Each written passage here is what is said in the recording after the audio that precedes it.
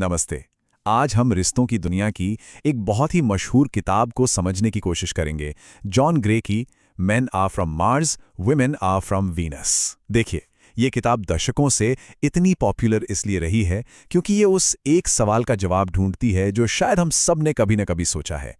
आखिर पुरुष और महिलाएं एक ही बात को इतने अलग अलग तरीकों से क्यों सोचते हैं, महसूस करते हैं और उस पर रिएक्ट करते हैं। और इसी एक लाइन में पूरी किताब का सार छुपा है। ये सिर्फ एक कहने की बात नहीं है, ये एक बहुत पावरफुल मेटाफर है। ये हमें ये समझाने में मदद करता है कि क्यों कभी-कभी पार्टनर से बात करना ऐसा लगता है जैसे हम किसी दूसरे ग्रह के वासी से बात कर रहे हों। सोचिए, दो अलग-अलग ग्रह, जहां के रीति रिवाज, भाषाएं और उम्मीदें सब कुछ बिल्कुल अलग हैं। तो चलिए इस सफर पर निकलते हैं। हम देखेंगे कि ये दो दुनियाएं असल में हैं कैसी, कैसे ये लोग तनाव से निपटते हैं, इनकी भाषाएं क्या हैं और हाँ, प्यार को मापने का इनका तरीका क्या है। और सबसे जरूरी बात, हम ये भी जानेंगे कि इन दो दुनियाओं के बीच एक पुल कैसे बनाया जा सकता है। तो किताब की जो सबसे बड़ी और बुनियादी बात है वो ये है कि पुरुष और महिलाओं के बीच के अंतर इतने गहरे हैं मानो वो अलग अलग ग्रहों पर पले बड़े हों। और जब हम इस बात को दिल से मान लेते हैं तो बहुत कुछ बदल जाता है। तब हमें अपने पार्टनर का कोई व्यवहार अजीब या गलत नहीं लगता, बस अलग लगता है। और यही समझ की पहली सीढ़ी है। हाँ, आगे बढ़ने से पहले एक बात साफ कर देना बहुत जरूरी है। ये जो भी बातें हैं ये सामान्य पैटर्न है, कोई पत्थर की लकीर नहीं। हर इंसान अपने आप में अनोखा होता है। हो सकता है कई पुरुष शुक्र ग्रह वालों की तरह महसूस करते हों और कई महिलाएं मंगल ग्रह वालों की तरह। तो इसे एक गाइड की तरह देखें, किसी पर लेबल लगाने का जरिया नहीं।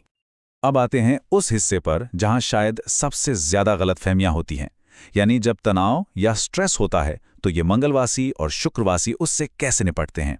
यहीं पर आकर अक्सर रिश्ते की गाड़ी पटरी से उतर जाती है। तो जब तनाव होता है तो एक आम पैटर्न देखने को मिलता है। पुरुष अक्सर चुप हो जाते हैं, अपने आप में सिमट जाते हैं। वो अपनी गुफा में चले जाते हैं ताकि अकेले में समस्या का हल ढूंढ सकें। वहीं दूसरी तरफ महिलाओं को अक्सर उस तनाव को बाहर निकालने की जरूरत होती है। उन्हें अपनी भावनाओं के बारे में बात करके और किसी से जुड़ाव महसूस करके राहत मिलती है। ये गुफा, जिसे मैन केव भी कहते हैं, कोई असली कमरा नहीं है। ये एक मेंटल स्पेस है। ये हो सकता है टीवी पर न्यूज़ देखना हो, कोई वीडियो गेम खेलना हो या बस चुपचाप बैठकर कुछ सोचना हो। इसका मकसद होता है दिन भर की 100 परेशानियों से ध्यान हटाकर किसी एक चीज पर फोकस करना, ताकि दिमाग को शांति मिले और कोई हल निकल सके। वहीं महिलाओं के लिए अपनी भावनाओं के बारे में बात करना एक कुएं में उतरने जैसा है। वो अपनी भावनाओं को गहराई से महसूस करना चाहती हैं, उन्हें समझना चाहती हैं। जब एक महिला अपनी परेशानियों के बारे में बात करती है तो वो अक्सर कोई हल नहीं ढूंढ रही होती। वो बस ये चाहती है कि कोई उसकी बात को ध्यान से, बिना जज किए और पूरी सहानुभूति के साथ सुने। बस सुने जाने का एहसास ही उन्हें राहत देता है। तो जाहिर है, जब तनाव से निपटने के तरीके इतने अलग हैं तो बात करने का ढंग भी तो अलग होगा ही। चलिए अब देखते हैं कि ये अलग अलग भाषाएं असल में कैसी हैं और क्यों इनकी वजह से इतनी आसानी से बड़ी बड़ी गलतफहमियां पैदा हो जाती हैं। सोचिए, एक महिला परेशान होकर कहती है, आप तो मेरी बात कभी सुनते ही नहीं। अब शुक्र ग्रह की भाषा में इसका मतलब है, आज मुझे बहुत अकेला महसूस हो रहा है और लग रहा है कि मुझे नहीं सुना जा रहा। लेकिन मंगल ग्रह का वासी इसका शाब्दिक अर्थ निकालता है।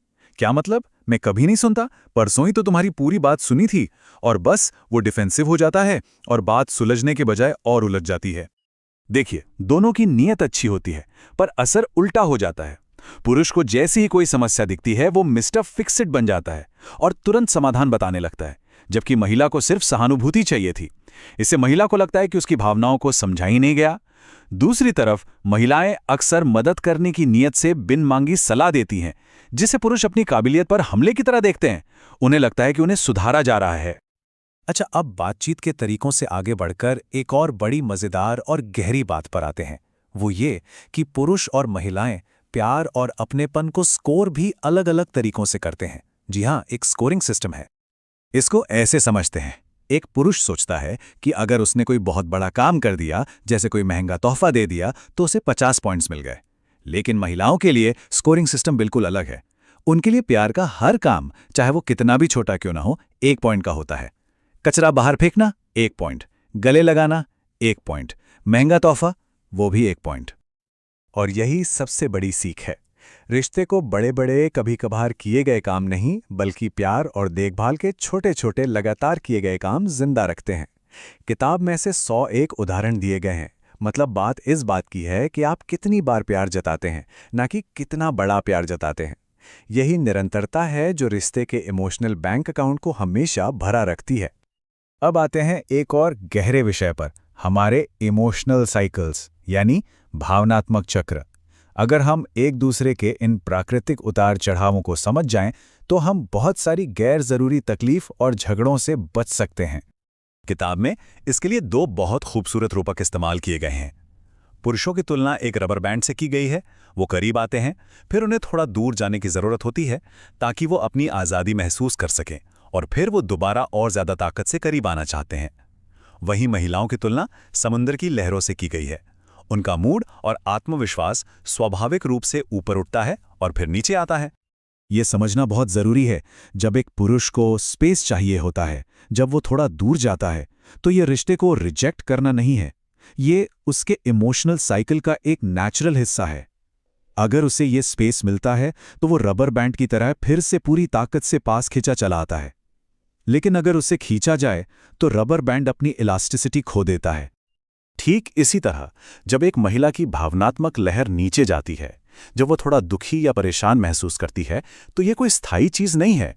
ये एक तरह की इमोशनल क्लीनिंग है। अगर उस वक्त उसे सहारा और प्यार मिले, तो वो लहर स्वाभाविक रूप से फिर से ऊपर उठेगी, और शायद पहले से भी ज्यादा ऊंची। तो ठीक है, ये सब समझ लिया कि हम अलग हैं, हमारे तरीके अलग हैं। पर अब सवाल ये है कि इस दूरी को कम कैसे करें? मंगल और शुक्र के बीच एक पुल कैसे बनाएं? चलिए अब कुछ प्रैक्टिकल तरीकों की बात करते हैं जो एक यूनिवर्सल ट्रांसलेटर की तरह काम कर सकते हैं। पुरुषों के लिए सबसे जरूरी है सिर्फ सुनने की कला सीखें। फौरन समाधान देने की अपनी आदत पर थोड़ा काबू पाएं। और याद रखें, छोटे छोटे काम भी उतने ही मायने रखते हैं। और जब स्पेस चाहिए हो, तो बस इतना कह दें, मैं थोड़ी देर में आता हूं। महिलाओं के लिए, उन्हें अपनी गुफा में जाने दीजिए, बिना कोई गिल्ट महसूस कराए। उनके छोटे बड़े हर प्रयास की सराहना करें और अपनी जरूरत को सीधे सीधे बताना सीखें। ये दोनों तरफ से की जाने वाली एक कोशिश है। आखिर में इस पूरी बातचीत का निचोड़ ये नहीं है कि आपका पार्टनर गलत है या आप सही हैं। निचोड़ ये है कि आप दोनों अलग हैं, और एक दूसरे को बदलने की कोशिश करने के बजाय क्या हो अगर हम बस एक दूसरे की भाषा और भावनाओं को समझने की कोशिश करें? क्या हो अगर हम उनके मतभेदों का सम्मान करें? शायद तभी प्यार को सच में खिलने का मौका मिलेगा। सोचने वाली बात है ना?